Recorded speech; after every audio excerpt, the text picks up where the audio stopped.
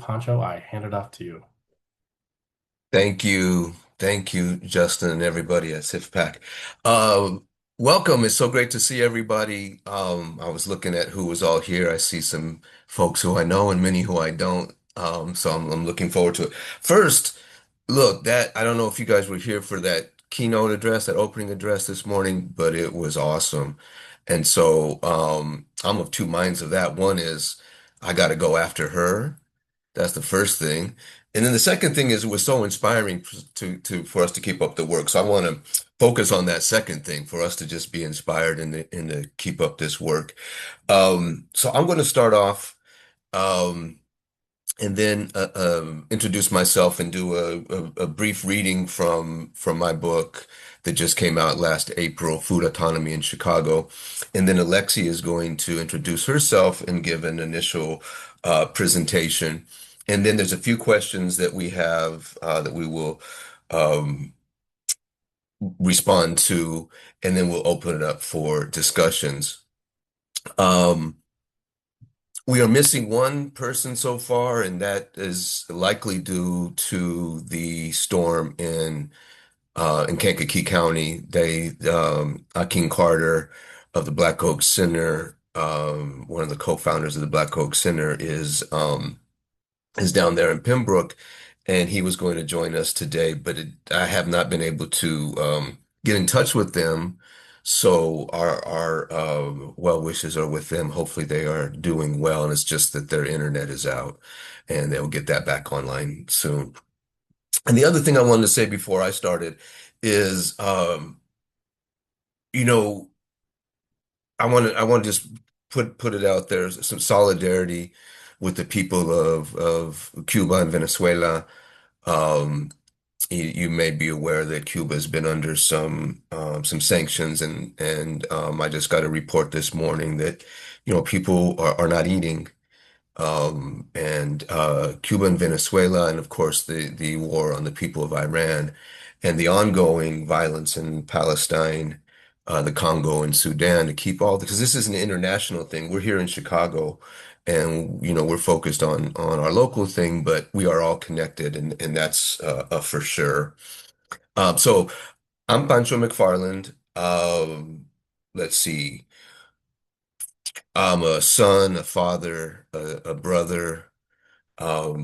And I do a bunch of other stuff. I'm a professor of sociology at Chicago State University, uh, executive director of a little organization called the Green Lots Project, and we've been around 18 years. And also the board chairperson for the Black Oak Center for Sustainable Renewable Living. And as I mentioned, um, all of that work not culminated because it's not over, but part of it is captured in this book. I don't know if you could see it, that just came out in April. So what I wanted to do was read a little bit from it. It's some things that will sort of hopefully capture the essence of what it was I was able to find through talking with my colleagues and through sitting in meetings and being in gardens and farm spaces and markets and all these things over the past 20 years. Um, so let me go ahead and start. And I'm going to start at the very beginning. I want to try to contain my excitement and read slowly. Chapter 1. Okichike ka Senteotzintli. Bienvenidos a Mesoamerica in Chicago is the title. At 420 North 5th Street in Raton, New Mexico, Jim Cortez grew cempasúchil, jitomat, chili, and ayotli. Later, my first teacher of place-based knowledge bought a larger lot in which he and my grandmother planted fruit trees, cacti, and an annual garden. Grandpa Jim also taught me the lessons of piñón. To enjoy the roasted, salty delight that is the piñón seed, you first had to spend hours foraging for them. We would climb Goat Hill in the Sangre de Cristo Mountains, only yards from our home. Then we would gather the pine cones we found on the ground or in the low-hanging branches of the evergreens. We filled large bags full of piñón and hauled them home. Later, we would coax the seeds out of the cones and wash, salt, and roast them. My grandmother, Maria Eugenia Mary Cortez, taught me the other indigenous foraging practices. She introduced me to wild relatives such as quelites from the Nahua quelitl or lamb's quarters. I learned later in Mexico, quelites refers to wild greens generally, but in our part of the Mexican diaspora, quelites or wild spinach was Chinopodium album. Like pinon seed, this wild edible green, packed full of nutrition, was a common dish for our family. In northern New Mexico, we ate an Amerindigenous diet of corn, beans, squash, tomatoes, and chilies, especially local varieties from Hatch, New Mexico and Pueblo, Colorado. Um, for special occasions, my grandmother's sisters, my aunties Martha, Anna, and Sally, my mother and other adult women would make empanadas. I remember only two kinds of empanadas, sweet and with meat. The meat empanadas included things such as cow tongue mixed with a variety of spices and other ingredients. As with our ancestors, special occasions called for tamalí, or tamal in Spanish, usually purchased from a local tamalera, but sometimes made at home. Our diet tied us to the thousands-year-old food arts and sciences of our Amerindigenous ancestors. My grandparents were my first teachers of indigenous foodways. Since in many ways we were de-indigenized and assimilated, I didn't know that I commonly ate ancient foods from Abya Yala, Troto Island, and Nahuac, or the Americas. Our assimilation included loss of many of our foodways. That we ate flour tortillas instead of corn illustrated the degree to which our colonization had been successful. While the adoption of wheat flour tortillas suggested assimilation for many of us, adoption, adaptation, and flexibility have always been part of indigenous resilience and ability to live well under difficult circumstances. The use of wheat for tortillas by our indigenous ancestors illustrates how they used the ingredients at their disposal to continue and expand their culture and foodways, and that an assimilationist lens is too simple for understanding our relationships with our food. Nonetheless, by the time I was born, European wheat culture had been successful in replacing centeotzintle, our sacred maize, for many of us Mesoamerican diasporans, Mexican Americans, Chicanos.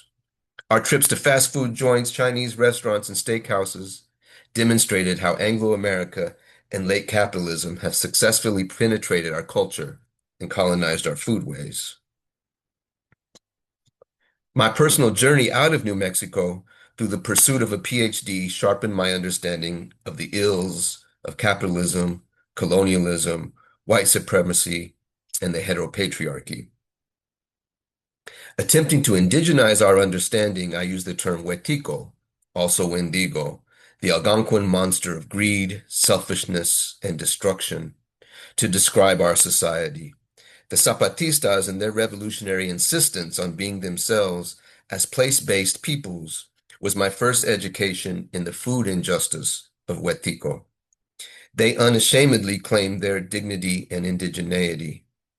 They fought and died to be themselves and help create a world in which all worlds fit, un mundo donde caben todos los mundos. These inheritors of centuries-old maize culture struggle to maintain ecologically sound, culturally appropriate food and lifeways. From them, I learned lessons in the importance of local struggle against neoliberalism and for humanity. Chigagun taught me the words food justice.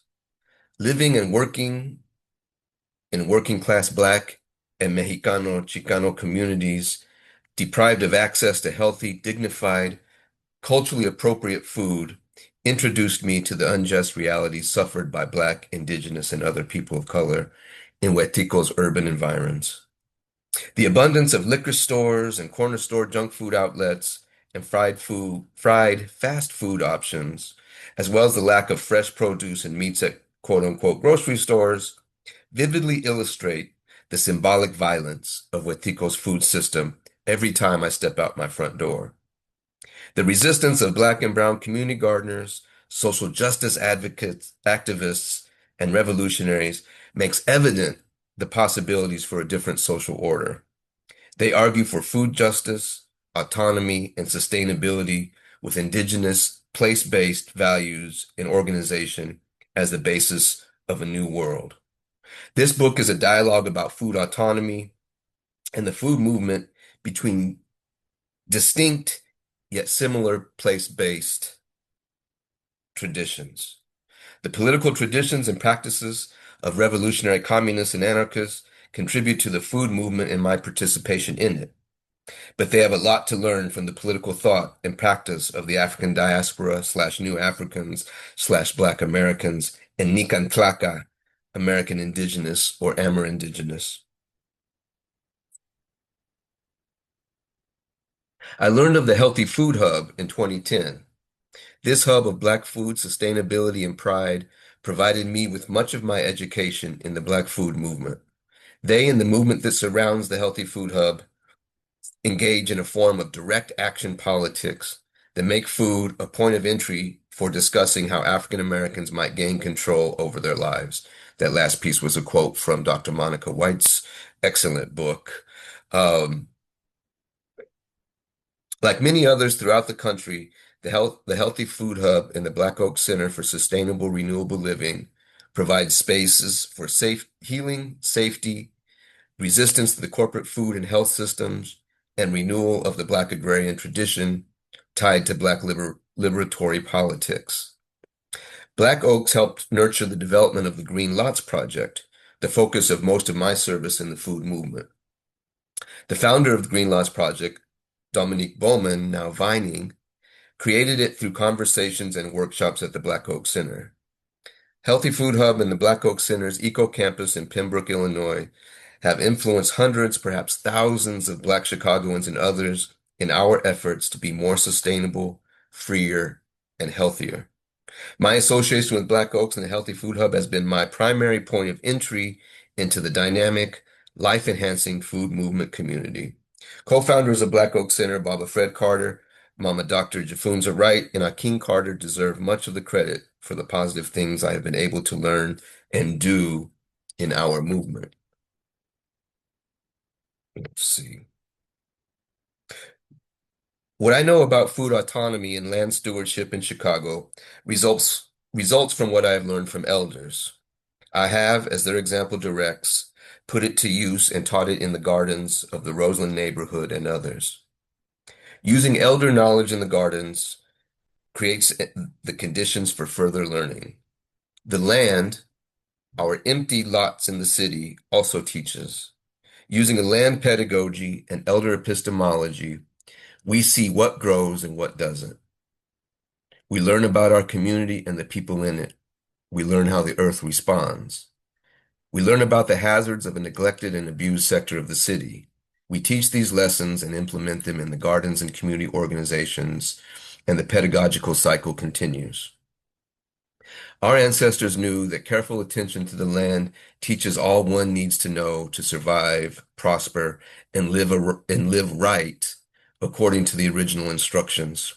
Those guidelines passed down for millennia by indigenous people as a result of deep relationships with the land.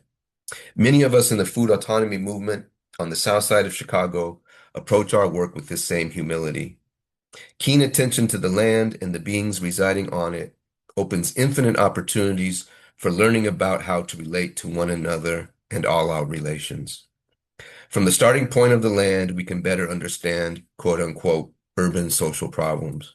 Violence, poverty, ill health, depression, and drug abuse and trafficking become better understood from a land-based perspective. The land teaches us about the cycles of life and struggle. Let's see. Lastly, as colonialism, slavery, and capitalism devastated African and indigenous people in the Americas, the central role of women in food production came under attack. Yet many millions of these women, along with African and indigenous men, persevered largely due to the maintenance of their rice and maize-based cultures and the ingenuity they demonstrated through adapting their ancestral food ways to new physical and political social environments. Surviving Wetiko for indigenous people required that women and men cooperated. Each had their roles in these communities and continue to do so in many ways. In addition, Two-Spirit people perform crucial roles. But as colonialism ravaged Africans and Amerindigenous, patriarchy separated women from men, attacked two-spiritedness, and denigrated indigenous land stewardship, which colonizers associated with savages and women. The indigenous sex-gender system and family structure formed the foundation of our rebellious lifeways. Thus, colonizers attacked our families and religions, which provided us with the original instructions needed to live well and in peace upon our land. The colonizer sex-gender system has been successful in undermining indigenous people. Far too often in many of our communities, including those where I live and work, our response to disrupted families and lost culture is to retreat to heteronormativity and heteropatriarchal ways with the nuclear family and Wetiko gender roles and identities. On the other hand, in our movement, women have asserted themselves and taken leadership roles. Of course, this hasn't been without a great deal of struggle. As a new generation of BIPOC land stewards asserts itself, they have us confront our contradictions around queerness/slash two-spiritedness. I strive to overcome my personal and our collective imprisonment in Wetiko's ideology, which directly attacks indigenous sex-gender systems that typically employ a non-binary view of gender, sex, and sexuality. Two-spirited accomplices and their experience and worldviews add to my and our understanding. So I want to stop there. There's a lot more that I could read, but I'm not going to. I want to let Alexi go and present, and then we're going to have she and I will have a dialogue. So thank you for your patience. What's up, y'all? My name is Alexi Irving Aline, and just want to say if you have any questions for Pancho about his reading or anything that comes up while I'm speaking, definitely drop it in the chat because we're going to be answering any questions that you have afterwards. And I will start with my little presentation. So my name is Alexi. I am a garden educator and a photojournalist, and also a mother to a beautiful duo named Soul and Yarrow.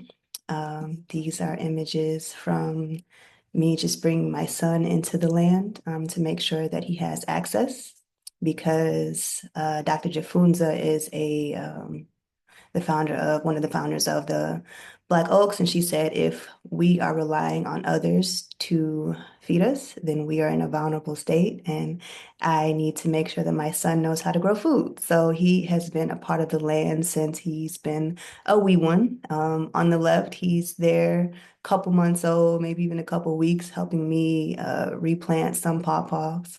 In the middle, he's in my grandfather's okra field in South Carolina. And on the right is when we let him guide us on a walk. And he took us to some sugar canes in somebody else's garden and started helping them propagate their their seed, their flowers. As a photojournalist, I like to take images of nature, portraits of nature, landscapes, and just people working with the land. Nature photography is known scientifically to ease the spirit, to calm the mind, and to regulate your nervous system. So my goal with nature photography is to get it inside people's homes so that it can remind them to get outside because everything I do is about accessibility. So if you don't have access to going out and frolicking in nature, then I'm going to bring it to you on your walls, wherever you need to show art. And these are some of my nature photographs. So this is in South Carolina. These were at Garfield Park Conservatory. And if they calm your spirits, let me know. Send like a thumbs up or a heart or something, because this is my passion. This is what I do. This was a tree in South Carolina. This image is currently on display at Jalby. Is some of my work printed out, some of the nature work. The image on the left is called Sad for a Standard American Diet. The little girl has hot Cheetos on her fingers and holding an avocado seed. So just talking about the duality of the bad diet and the good diet. But probably using a different term. And the image on the right is called Seeds for Generations. It has an avocado seed, which if you plant, you can feed a community. Same with the black walnut. Same with the ginger. If you plant the ginger in the ground and some soil, it'll grow and produce multiple more. So you'll be able to feed generations just based off this handful of food. And these are the conversations that I like to have, things that I like to push when I'm talking to people about the importance of growing your own food. Because if we don't know how to feed ourselves, then we're going to be in a dilemma. So for my nature portraits, any portrait work that I do is on location outside. I don't like to do studio work. I prefer doing things in nature. So this is my brother. We were in South Carolina. My brother is the first person that I know that has a green thumb. And after that, I found out that it's actually it's in our DNA. My grandmother grew up on a farm. Her father farmed the land that our family is on in South Carolina. My father's side grew up in Mississippi. So we are very thick into the land, and I didn't have access to that knowledge or to that confidence of working with the land until I moved to Chicago. From St. Louis, Missouri. In St. Louis, there was only one community garden that you had to pay for. So coming to Chicago, accessibility was a major conversation for me because I could not access gardening in St. Louis. So my brother was a gardener. He grew tomatoes in our backyard, and sibling rivalry did not allow me to grow and indulge in growing my own food with him. But I always wanted to have a flower garden, and I have one now, so that's cool. More nature photographs, maternity shoot in St. Louis, a graduation shoot on the right for a doctor that focuses on women's health.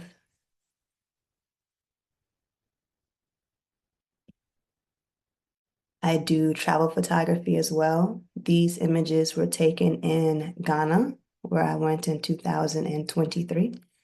It's from the flowers are from the mango tree. I did not know that mangoes grew that way. Each little flower on that's pistil is called will grow a mango. Um, The middle is of my host processing neem leaves. So I learned a lot about neem while I was there. And the image of the leaves is of the actual neem tree. I definitely wish I harvested and foraged more neem while I was in Ghana. I did not, but the tree is so beautiful, and I wanted to make sure that if anybody's even considering traveling to Africa, make sure that Ghana is on your list because it is abundant in edibles and medicinal plants. And you might not know unless you see these images and hear about my experience with it. These images were on display at Narrow Bridge. It's my baby soul. Today's his second birthday too, by the way. These images were on the side of a building called Narrow Bridge in the South Side. So these were vibrant pictures of nature that were on display during the winter time. So when everything is dead and white and you feel a little sad, it was beautiful to be able to have these images on display for people to drive by and just get an uplift. because, like I said, nature, images of nature, they help soothe the nervous system. And in the wintertime, it's really important to focus on your nervous system. This image, another one that was in Ghana, was on display at an exhibition at the Silver Room, and it sold before the show even opened. So grateful for my photojournalist journey because is it's really touching people, and I feel like it can really change the world if I get people involved with it. This is at the Roseland Community Garden where I work at with Pancho. The bottom image is of two current members and a past member. 2024, we grow a watermelon and we educate the community. And whoever comes through, we give them a tour. We learn about what a forest garden is.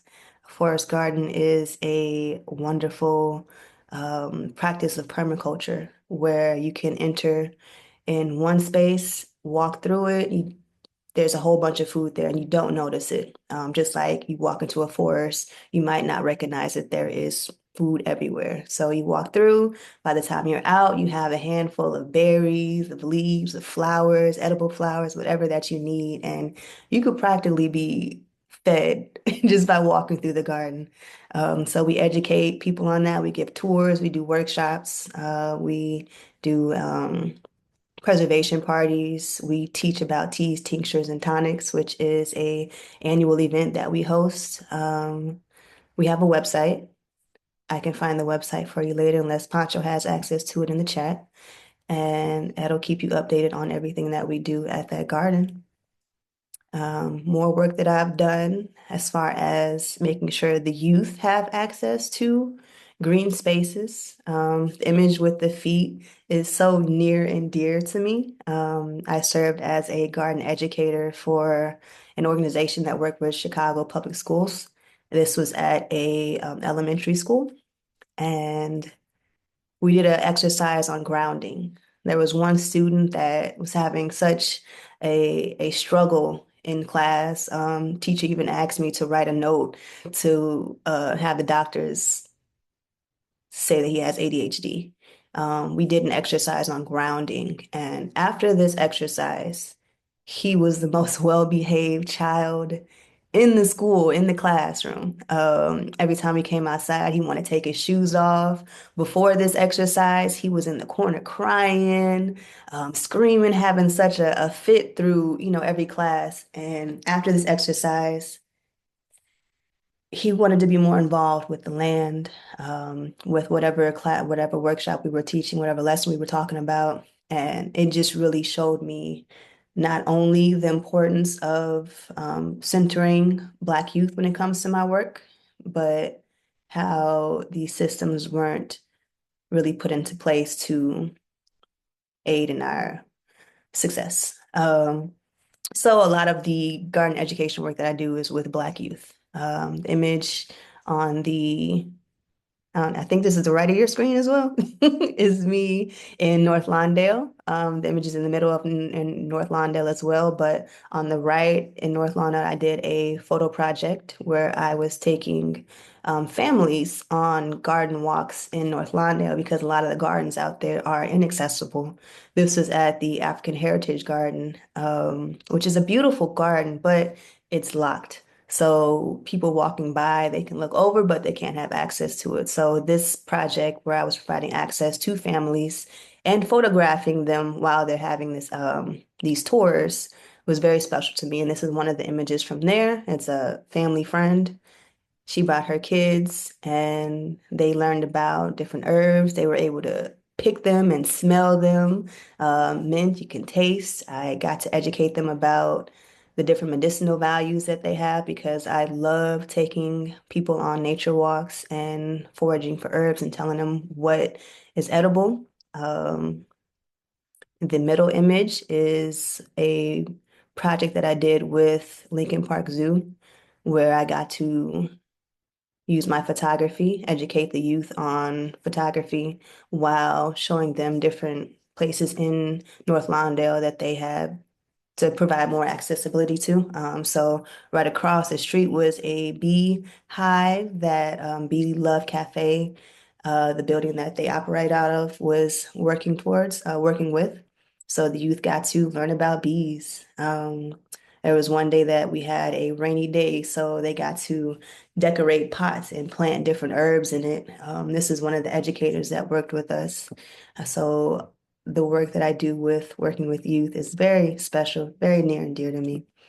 And now I can share my growing space. So in 2024, in 2023, we purchased this home in South Shore. We have enough backyard for me. And the left image is where we started at. So I was able to procure some bricks through a volunteer opportunity that I did. After the volunteer opportunity ended, she let us know that she had a bunch of bricks, and I packed up my Toyota Camry full of bricks with my husband. And my Toyota Camry was sagging, but we got these bricks home. He built the herb spiral for me, which is in the middle. And he also built this keyhole garden for me. We laid the cardboard at the bottom with some wood chips and then layered at least 6 inches of compost on top because that is one of the ways that I prefer gardening is not in ground because we live in Chicago, but above ground.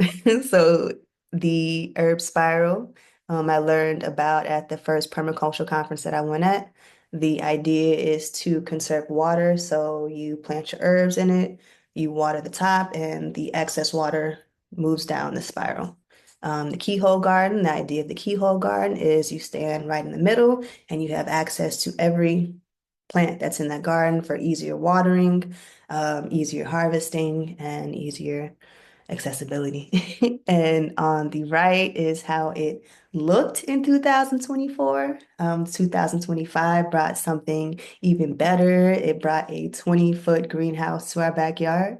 So me and three of my family members, and our two toddlers were right next to us, helping us build this 20-foot greenhouse. Yeah. We had Earthsea Chicago, which I saw one of their founders online. Hey Taryn. Earthsea Chicago came and they dropped the compost, they dropped the wood chips for me, dropped the compost for me, and then I had some folks come through, volunteer, and help me plant my seedlings. Back here, I'm starting more seedlings for this year. Um, and these are some images of the process of it, progress of it last year. We had basil, tomatoes. That's what you see my son harvesting on the right side. We did greens on the inside, and on the other side, we did peppers, grew some sweet potatoes. And I have a bunch of containers for my herbs. So like herbs like mint that go crazy. We have those in containers. And we were able to do our maternity shoot in it because I just had a baby girl in November. So we were able to enjoy these images and this experience of growing our own food while growing a baby. And these are my maternity images from it. And that's my presentation. Again, my Instagram, if you want to learn more about our journey, is Green Trio Love, or my personal photography page is Where Next Lex. Email is photographybyalexi@gmail.com. And this image I didn't get to talk about, but this is the first time that I experienced farming in my life was at Patchworks Farm in Chicago. If you haven't been, they do amazing work with a small amount of space. They are the real deal. And when I first moved to Chicago, I found a job at Christie River Farm and Garden, and then next door to them was this place. So when I first moved here, I got the tools, the resources, and all the knowledge that I need to grow my own food, and I've been running with it since. So yeah, thank you. I am complete. Great. Thanks, Lexi. Thanks for that was beautiful. Wow. Um, So one of the things that this reminded me of was intergenerational intergenerationality. Is that a word? We're going to use it for now because I can't think of a better one. But your the showing of your children and you being a little bit younger than me, and then some of our elders at Black Oak Center. And I think that it's really beautiful. One of the things that I wanted to mention before that was very exciting about what I've been able to see with you here and in recent years is the number of young people who have gotten involved. I remember even 10 years ago, um, and earlier than that, talking with some folks. Um, who had been I've been working with at Black Oaks and some other places and lamenting the facts of at that time the people that we were around primarily were older. I was like one of the youngest people and I was in my 40s at that time. I was probably the youngest person. And we've been lamenting that and saying, what's going on? What's going on? Why we need more young folks involved and what do we need to do? And then all of a sudden, a few years ago, I started seeing all these younger people being involved, and I was like, so one of the things I decided I was going to dedicate myself to working with younger folks as I kept listening to my elders, but I was going to dedicate myself to working with younger folks, and that's how I got involved with Alexi and a few other folks on our team. Um, but then I started seeing so many young people, and I'm so thankful that's occurred. I'm not sure how it happened. We can probably figure that out if we wanted, but it's just been a wonderful thing to see all the new folks coming up, and I really appreciate all your work. So thank you, Lexi. And I wanted to, so the idea was that we were going to have a conversation between the three of us. And again, if you came late, Akeem Carter is not able to join us, it seems. Hopefully, they are okay down in Pembroke in Kankakee County after the storm. Um, but we wanted to have a bit of a conversation around a few themes that we decided were important to our work. And so we'll start that and then we will go to your questions in the chat and the audience questions. So the first question for me and Lexia I'd like you to answer this question is the question of race, the question of race and ethnicity. And so the question I had was, that we developed was, what role do race and racial slash ethnic identity play in our work? And how do race slash ethnic relations contribute to our growth and growing practices and or pose a threat to food autonomy? Do you want to start us off, Lex? Yeah, so I don't think I can do anything without my race, Black African American, being at the center of my work. It's also made me more knowledgeable of how important it is to work with Black youth. As a garden educator, I work with some youth that said, one, I don't eat nothing that comes from the dirt. So we had to change that perspective from dirt to soil. Soil is live, dirt is what's under your nails. And of course, the story about the young student that was, on the edge of being prescribed ADHD medication, um, shifting his entire life by being involved in the land.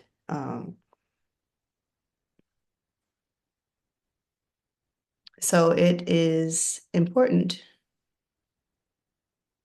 because if we don't work with it, we might be lost. Yeah. You good? Mhm. Um, I want to address the question a little bit differently, and I'm going to read again from the book because there's in the book there's two chapters on the question of race, and this comes from the introduction.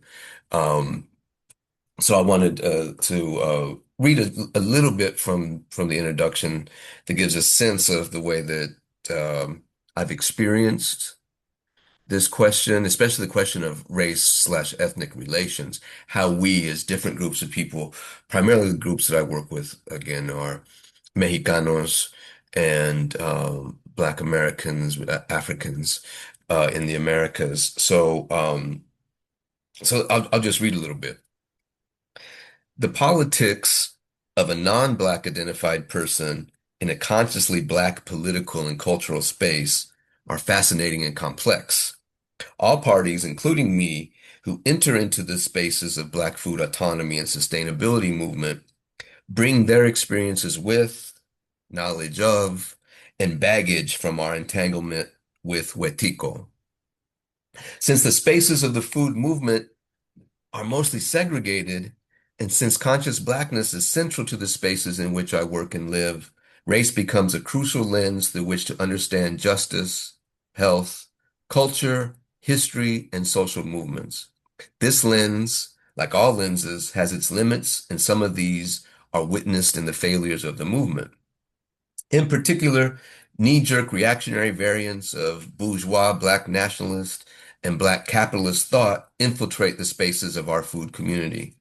Lacking a class analysis limits our ability to ask important questions about key issues of food production, distribution, and consumption. In addition, a race lens without an appropriate understanding of colonialism and the global nature of our interconnectedness often limits our ability to understand the problems we face, who our enemies are, and who our allies and accomplices might be.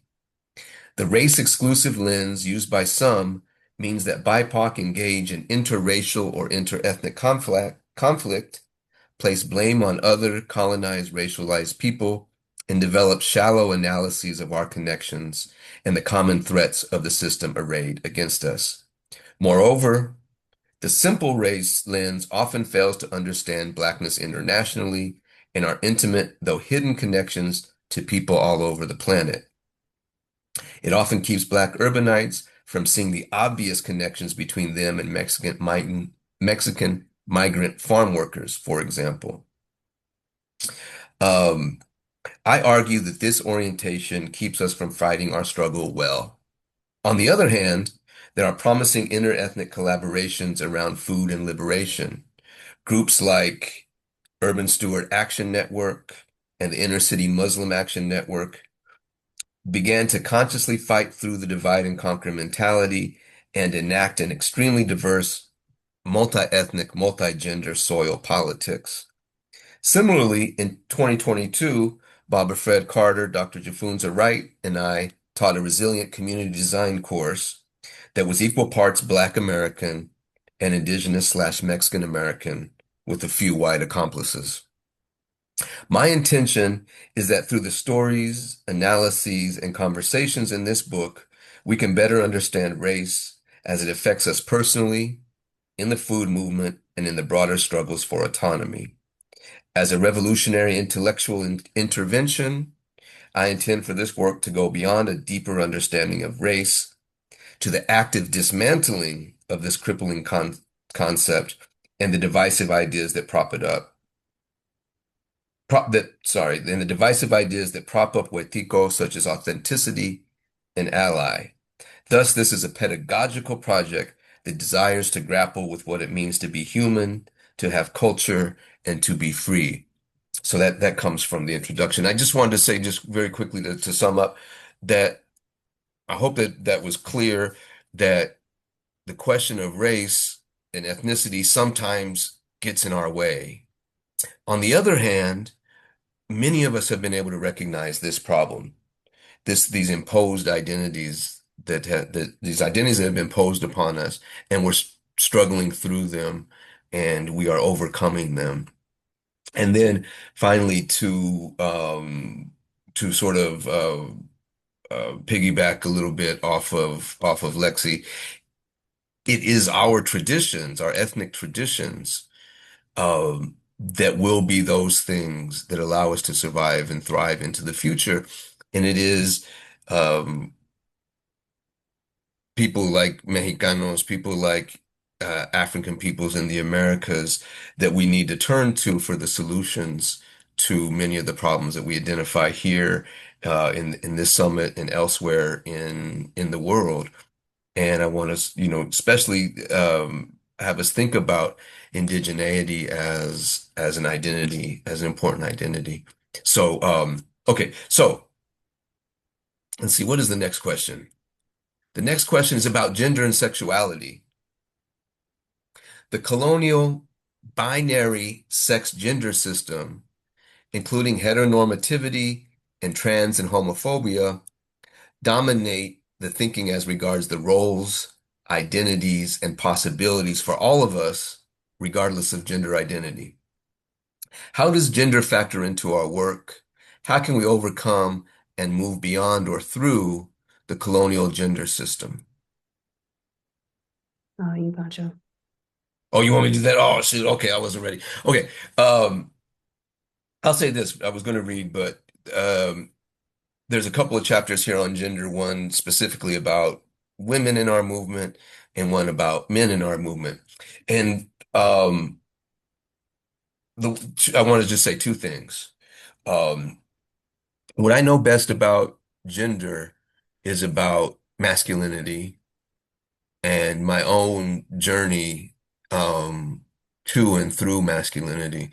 And so I tell a little bit of these stories in here, and especially around this gardening piece that I had a friend I mentioned in the book. He said when I told him I was going to spend my summer in the garden, he kind of laughed and he said, "I thought that was for old ladies."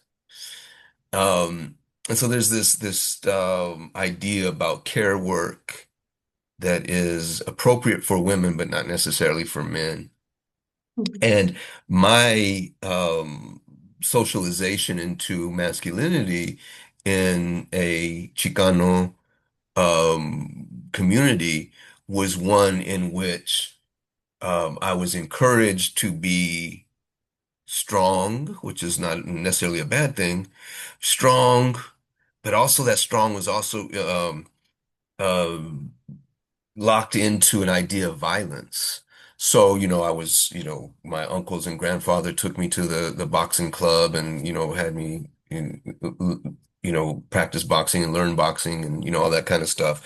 And, when I look around, all the guys that were looked up to were like the gangsters and street folks and stuff. So I wanted to be like that. And so I got, I hung out on the outskirts of those folks. Um, and that all the things that were caring and empathetic about me as a human and as a boy, teenager, those things were ridiculed and laughed at a lot of times. And it took me to go to college and to engage with some other folks to see that, my care and concern, my empathy, was not weird, was not, all those things that they say about people men who are loving and soft and caring and all those kinds. It took that experience for me to realize that it was okay to be who I was. And then I get to Chicago and I get into this vibrant, wonderful movement and community, and I find that the men in this community, in this movement, are redefining masculinity away from this hyper masculine notion that many of us are caught up into. And I tell briefly, that when you walk into the Healthy Food Hub, Baba will be there as one of the elder men, and you see this with a lot of the men there, will put their hand over their heart and slightly bow to one another, and that there's love and hugs and all those kinds of things. And I just think that's where we need to go. We need to dismantle this idea of masculinity tied into hyper masculinity or a violent, or sometimes the newer terms in the last 10, 15 years is toxic masculinity. So there's that issue. And then the other issue is around things like a wide variety of gender identities and roles that are out there that, again, we don't in this country, in this society, don't recognize that our indigenous ancestors would have recognized, two-spiritedness and such. And because of that lack of recognition that we were conditioned into, we often have that transphobia, homophobia come into play. And I've seen it in our movement, in our communities. And I think it's going to be one of those, has been, in my experience, one of those things that has kept us from doing our work as well as we could. And so I'll stop there and let you give it a go, Lexi. Mm, I was ready for the next question. You ready for the next one? Okay, so let me say this then, because I want to make sure if there's questions from the audience that we get to that. I want to ask about the future. Hmm. What does the future look like? Um, what are the hopes and dreams um, and plans for our and your work in the future? How do we design our spaces and communities for a more just and liberated future? Hmm. So plans is to get as many people involved with the land as possible. Mm. I think we are so afraid of, we have this term called having a green thumb, and so many people say, I don't have a green thumb. But in my experience, once you touch the land, that ancestral knowledge, that DNA knowledge that your people came here with, it shines. So I want to provide more access for people to get involved with the land. And what that, like big dreams for me, what that would look like is not only having people, volunteer with my yard or the garden that we work at, but having something in South Shore that is open, that is accessible, that has garden beds for people to come and plant whatever they need in there to grow and feed themselves in this community. We have a lot of gardens that people control. They control what is being grown there, but I don't think I've seen any place where people can just have a bed and grow in that bed. Another goal for me is to have a beehive, a successful beehive. We have the hive already, but we don't have bees. So making Mm. sure the pollinators in South Shore, where I live at, are abundant. Yeah, more access. Great, thank you, thank you. And I just want to say, just in my answer, I just want to be supportive as I can, get involved with the young folks, and support any way I can. So, oh, and the other thing is to recognize that this work. There's work, there's a lot of places for us to fit in. Everybody's got talents and skills, and to help find those for everybody and work. And also, as I mentioned before, we're not alone in this. This is happening all over the planet, and it's necessary. So to keep that spirit up, make connections across Chicago, but also across the planet, really. So I want to stop there. Justin, do we have any questions from the chat? Yeah, if people want to start putting in questions in the chat box, and then we can have Poncho and Alexi address those questions. Poncho and Alexi, if you, for our interpreters and captioners, if you could repeat the question, read the question aloud, so that we can capture that, and then go ahead and answer it. So that'd be helpful. And then just a reminder, to speak slowly for this.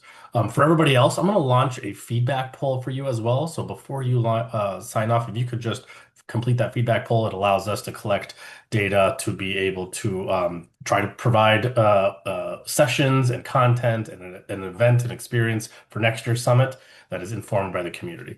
Thank you. Thanks, Justin. So Nicole, hi Nicole. Nicole asks, any advice to anyone who is new to joining this movement? Got any thoughts, Lexi? Volunteer, find a garden and spend time with them because they'll teach you how to grow. They'll give you all the tools that you need, all the resources that you need. But once you're involved with this land work, you in it. You in it deep. Great. And that would have been my answer too. I know that the way that I learned was I went to the community garden. I called up one of my elder mentors, Gregory Bratton. Some of you might know Gregory. And I said, I just moved to Roseland. Do you know of any gardens? He said, Yep, there's one getting ready to start.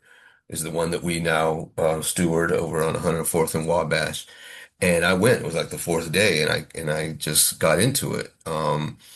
And that's where I started learning and I started getting involved. So that's the way to do it. A lot of other people, say, well, I don't have access because I live in an apartment or something like that. And so the community gardens are the way to, really the way to go with that is, get involved. And they're all over the city. So learn from people, volunteers, Lexi said, read, there's so many different ways of growing and different things, and there's so much to know about plants. So, get with us. We'll talk if you're interested in the forest garden piece. We'll teach that and we'll learn together. So that's my response. I definitely say, let me know, hit me up, and I will share every volunteer opportunity that I know of with you. I had somebody ask for my Instagram and email, so I'm gonna drop that in the chat again too. But yeah, definitely let me know. Reach out to me if you need more advice, more opportunities. I got you. Melanie asks, could I elaborate on in-ground versus on-ground gardening? In-ground is like what Black Oaks does, where they can actually grow in the soil that's there. But in urban environments, there's been so much um, I forget the word, but a lot of buildings that have been knocked down that, are putting different things into the soil, so you can't necessarily grow in the soil. And when I say on-ground gardening, it's like what we did where we put what else we also do it at the Roseland Food Forest Garden is where we lay cardboard down over the soil to create a barrier so that the plants don't pull those pollutants from the soil, then wood chips, and then just you don't need much soil because you can technically grow on wood chips, but you grow in the compost, and that's the difference between in-ground and on-ground gardening. So thank you. Yeah, and there's the next question. What are lessons you have both learned to increase land access for marginalized communities? And so there's a few things. Well, one is we lost our big garden a few years ago to the city or state because there's going to be the new red line stop on 111th Street. Not 111th, 100 and 104th. And so part of it is, there's questions of ownership and those kinds of things. So, there's that problem. And then there is the things that CIFPAC is doing, the things that um, Neighbor Space is doing. The people who are involved in policy stuff, I think, are important. That's not my bag. But those folks, we need to support them whenever possible. So those are the ones who are influencing city policy and writing policy and doing those kinds of things. And then finally, you know, guerrilla garden where you can. There's plenty of spaces around Chicago that aren't being used, haven't been used in decades. Again, that gives you, it's a little bit vulnerable, but we've been successfully doing that. So there's a lot of different ways to make sure that we can garden. So I wanted to just throw those out there quickly. Um, Anything, Lex? I would say to bring your community with you when you go on these gardening volunteer opportunities and farm opportunities, because I think everybody has an interest in growing their own food. From my experiences, everybody's like, I want to do it, I just don't know where to start. So I think the lesson is that just, hey, come with me to this. And next thing you know, you change somebody's life. So the lesson you have both learned to increase land access for marginalized communities. Yeah, make sure you provide the opportunity for somebody to come with you. Thank you. Thanks, Patrick, for the question. Chima asks, What do y'all think would make a food cooperative in Roseland/West Pullman area successful and sustainable? Yeah. Oh, the immediate answer is hard work, right? As you know already, Chima. It's a lot of work. We just have to be out there and we have to be door to door. We have to be having conversations with our neighbors. Um, because, this thing, this dominant culture, society, the economy, has us really in a bind, and we have to undo that bind, and we call it in our revolutionary work political education. We just have to be out there and talking to people and offering people something, offering some people something that is better than what we've got out here. So I think it's just going to be that work and connecting with to address another question, how can nearby rural farms support food autonomy in Chicago? Is working with those farmers, getting to know these folks, you know? Um, and yeah, so I'll stop there. Yeah, I would say getting to know the people that are doing the work, just like the Healthy Food Hub. There's folks that are intentionally out here trying to successfully do food cooperatives, that don't necessarily have the support because we don't know about it. Um, so getting involved with the folks that are doing this work. And how can nearby rural farms support food autonomy in Chicago? Yeah, I say we need to talk to each other. I think I know there is a tool out here for us all to be involved in, growing and farming. But we need to get deeper with that. We need to be more intentional with getting to know each other and reaching out and developing this tool that Gabby we talked about in our permaculture course is a asset maps. So what are some things that your neighbors have access to, and just mapping out all of that because we have everything that we need in community. We don't be talking about it. Yeah. So for the last 20 years, the people at Black Oaks, Dr. Wright, and Baba Fred talk about the rural to urban and peri-urban model of communicating with one another, right? And that, this idea that going back to some of our older ways of doing things, um, that Pembroke, Illinois, years ago, decades ago, fed Black Chicago, small farmers feeding Black Chicago, and that we can look at those models and do it again. There's a couple of efforts to connect peoples. The community food navigator is out there. Um, the the research that is being done for um, the what was it, the Illinois Eats project, and trying to connect farmers with large producers. Um, some of that information is going to be coming out soon. I believe that the folks at DePaul are going to put out some information on that, and I know SIFPAC is one of the sponsors for that, so we can see some of that information coming out about making these kinds of connections. Um, so I want to point out though that the people are doing that already. We got to just connect with those people. Wisdom, they asked, we're a great place we can support to get really great soil. Um, I'm gonna call on, can we call on people for that? I know Taryn, I think Charisma is on here. I know they work with an organization that provides good soil compost for folks. So if y'all have some answers for that, please let Yeah, them drop know. in the chat, right? Mm-hmm. Yep. And I think just additionally, I know this isn't a solution for everybody, just simply because of scale, but growing, making our own soil. composting in that. I think is really valuable. Again, I'm mostly at a smaller growing space, so it works really well for us. If you have a larger growing space, making your own soil might be a little challenging, but connect with people who are doing that on a larger scale. And I don't know who those folks are right now.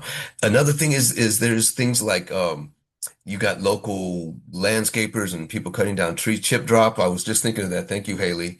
You can get from local arborists. You can connect with some of these folks. You see a truck going around, stop them and say, look, you want to drop some wood chips off of it, our garden space. That's what we do. That's how we, at our garden, the Roseland Community Forest Garden, that's how we build the soil, is we met a guy through Chip Drop. And now we communicate. I've got his number, and he brings us chips a couple times a year, 3 or 4 times a year, and those end up helping to make some great soil. So thank you. There's some really good resources in the chat, everybody. Check them out. Yeah. Yeah, the city has a spot down on 103rd where I get wood chips sometimes. I haven't gone recently because we get plenty from our friend, but yeah, there's those possibilities. I see Justin's popped up. That means we're out of time, right, Justin? Thank you, everybody. Thank you so much And for attending and all your thoughts. Yeah, thank you all for being here. Thank you, Pancho and Alexi, so much for your session, for sharing your reflections, your thoughts, your readings. It was fantastic. And thank you, everybody, for participating. And thank you for completing the feedback poll if you have. Really helps us to help design next year's summit based on community needs and wants. So thank you so much.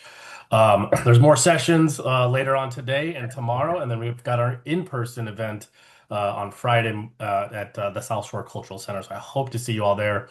Yeah, I hope you all have a great rest of the day and keep fighting.